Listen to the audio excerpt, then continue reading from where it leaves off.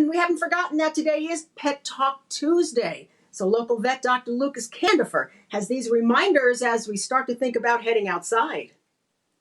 Hi guys, Dr. Lucas Candifer here, just coming to you from my home on a Pet Talk Tuesday segment. And today we're going to talk about gardening tips and a couple of ideas and things you might come across and things that might be toxic, unknown to you about your pet and things you have in your garden. So a few things I wanted to point out.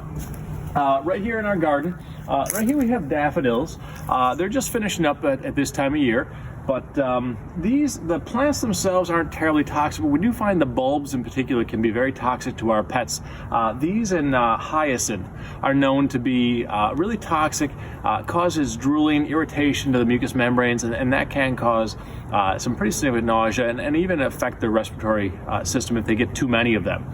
The other thing I wanted to point out here, these right here are the start of our daylilies. Lilies in particular, most people who have cats know are toxic, but you may not know just how toxic they really are. It really doesn't take much. They don't have to eat the leaves, the plants, the flowers or anything like that. They can brush against them, and getting them on their skin and licking that off can cause irreversible kidney damage in your cats. So it's really common. You have them in your backyard, you cut them, you bring them to your house not thinking, just to liven the place up, and we can see that causes some real detrimental issues that sometimes we can't fix. So knowing that's toxic and keeping it out of your house is really important to keep your cats healthy.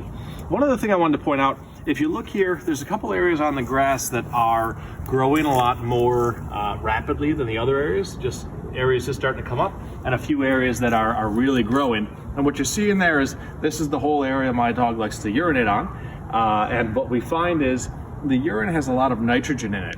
So what happens is they're basically fertilizing my grass, and Adelaide is doing it in a very patchwise fashion. So we have areas that are growing really well and areas that aren't growing well. Where most people come across this is you end up finding these brown patches when we get into the drier months.